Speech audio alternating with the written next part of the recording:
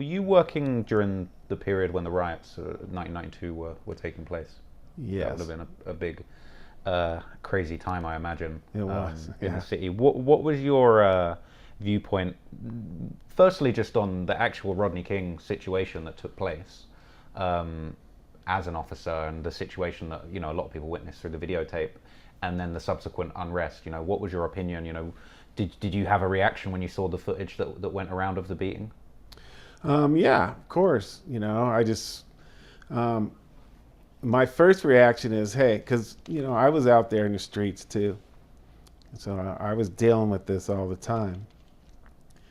People running from you, not cooperating and all that. But this was the first time it was actually footage Yeah.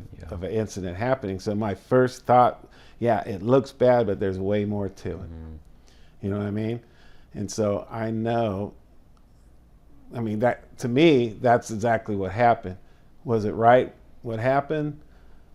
No, it wasn't. But there's a lot more to it than where the news gets a hold of it and just puts that 15 seconds of 20 seconds of them beating them, because there's a lot more that happened prior to that. Now, does it justify what happened? I don't know, man, because I'm just telling you, before Rodney King, and I'm being honest with you right now. You had to be rough out there. And when somebody ran from the police, hey man, and you had to fight with them, you did what you had to do. You kicked, Yeah. you know what I mean? And that's what happened. That happened all over South Central, and because that's just the way it was. And the gang members kind of had that little fear of us, you know what I mean? And so that's the way kind of we kept them in line, of not crossing that line, trying to shoot at us and do everything. And so it was the riots. When the riots happened, law enforcement, the violence towards law enforcement, it really changed. I mean, it changed law enforcement too. So I don't know. I got mixed emotions about it. You could tell, because yeah, it's not right, but I know there was a lot more to it. In the news, the media just puts what they want to people to see, so that they get riled up, and that's exactly what happened. Well, people got extremely riled up, and it led to one of the most serious instances of rioting in the history of the city. How did that situation, as far as the riots, go down in Compton specifically? Well, the riots started in, South Central. That's where they started, but they start working their way down into Compton and Long Beach and Watts.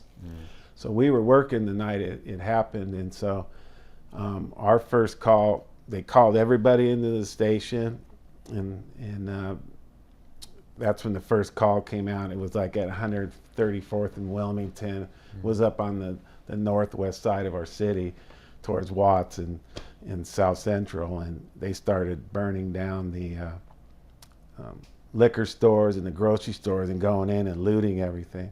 So then that's when we had to go out and try to deal with it, and man, it just came there was nothing we could do. It was crazy. I mean, As far as you were aware, just historically, was that riot more serious than the Watts riot of the 60s? I think it was, because it was more widespread. I mean, the Watts riots actually was just Watts, and this was all over South Central, Long Beach, all the surrounding cities, around. It was huge, and everybody was getting involved, man. I mean, I've never seen anything like it. There's a city, Paramount, which is right next to Compton. I mean, the city of Paramount put up a 10-foot high dirt wall. They brought in these big tractors, and they put a big dirt wall across the main roads going into Compton and out of Compton, so they can't come in. Wow. They tried to. I mean, that's how crazy it got. And there's no way there's nothing we could do. I mean, they were shooting people, and it was crazy, man. We had a shooting of a person that was shot in the middle of the street, but we couldn't hold the crime scene because it was so crazy. So all we had to do, we had to scoop up the dead body and just bring it to the coroner's office because we couldn't hold the crime scene because it was too crazy out. And stuff like that was going on, you know. So from what I'm aware, your partner, who unfortunately is no longer with us, Timothy, he was involved in a task force that was looking into crimes that were committed during the riots. Is that right? He was, yes. And I imagine that was very difficult to discern. It just seemed like complete chaos from the footage that I saw. Did he kind of ever share with you, were you aware of kind of how that sort of investigation goes down? As you say, you know, you're not dealing with a traditional crime scene. You're dealing with complete chaos. Right. It must be very hard to get evidence and even control and contain a situation like that. So, whether it's, you know, secondhand information you got from your partner or you personally, what was it like as far as in the aftermath to say, for the authorities to say, okay, well, we actually need to, you know, investigate some of these crimes that took place during these riots? Right. So he got put on the task force, but he was my partner. We still talked every day, and he would come in the office and he would share, because what happens is they started getting footage from all the stores that had security cameras on it. And so his job was basically to get with this task force and try to identify as many of these gang members. So obviously all the footage from Compton, Tim was involved with, because he wouldn't know anybody up in Watts or LA. So but they had a task force, and so it was pretty. We knew a lot of people, and he identified a lot of people, but no one ended up being prosecuted over, because the DA said no, it's over with. We're not prosecuting. So they created this task force really for nothing. Wow. So that's wild. I know. So no one really got prosecuted for it. In the aftermath of the riots, something that was really interesting was, you know, there was a supposed kind of peace treaty between certain gangs. Right. Was that serious, or was it for show to kind of maybe slow down authorities looking into the situations? Was it, you know, were the gangs actually serious about pushing peace for a period of time, or was it almost like a kind of PR kind of thing? Yeah, I mean, that was another crazy time too, because that was the first time that kind of made history too in Compton and Watts, because that's for the first time that Bloods and Crips actually got together. They really did form a peace treaty. Wow. So at a park in Compton, Looters Park, it's in the Piru neighborhood, there must have been 1,000 gang members, both sets, just drinking beer. Wow. It was like a big peace thing, right?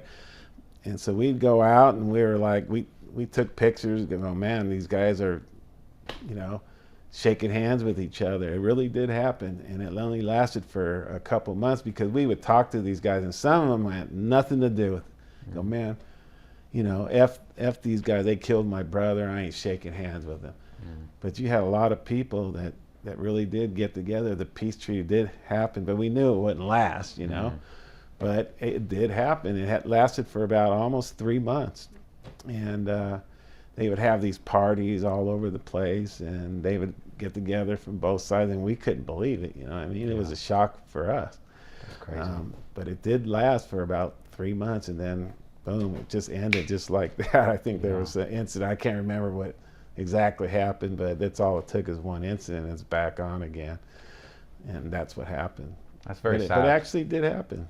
So. That's amazing. You know, it kind of gives you sort of hope, really, that even just for a short period of time, that something positive could come out of it. So as we come to the close, one of the really big questions that I want to ask you is really kind of, do you get a sense of how the mentality around kind of gangs and gang culture has changed over the decades, you know, including during those decades where you were working in Compton, as well as, you know, in the decades since you've retired, you know, the culture has continued to evolve.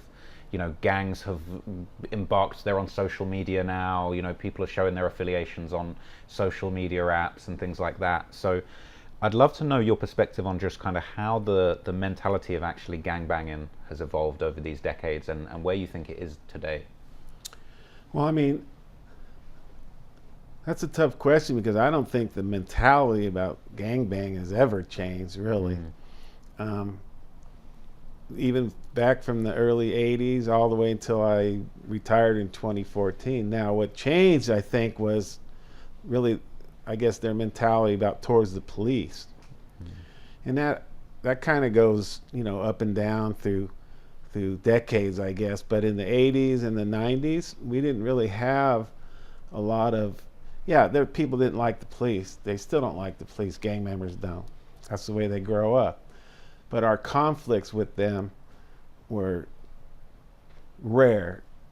You know what I mean? It's kind of like we have that mutual respect, and that's from seeing them, you know, policing and seeing them every day. Now, what I see now today, and when I started ending my career, was it's like they don't care anymore. The violence and the verbal abuse towards the police has changed big time. It's like just F you and that's it. It's like there's no rapport. You know what I'm saying? No rapport with these guys anymore. It's just basically you, man. You're the police, and that's what I get it. You know what I'm saying? So it's changed a lot. The mentality back in when I first started was the same, but like I said, they didn't actually come at you with that verbal abuse and the physical abuse all the time, you know, like it happens now. And I think that's the big change. And I think that has a lot to do with the social media, and everything that you do as a police officer now it's on camera. So it's like they know it too, and so they get up and you know what I mean, and so they just run with the mouth.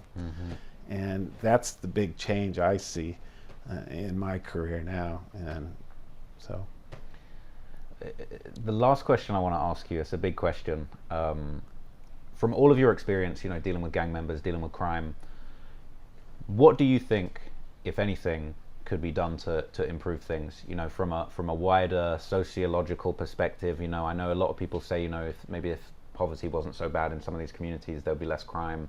Obviously, there's the drug problem.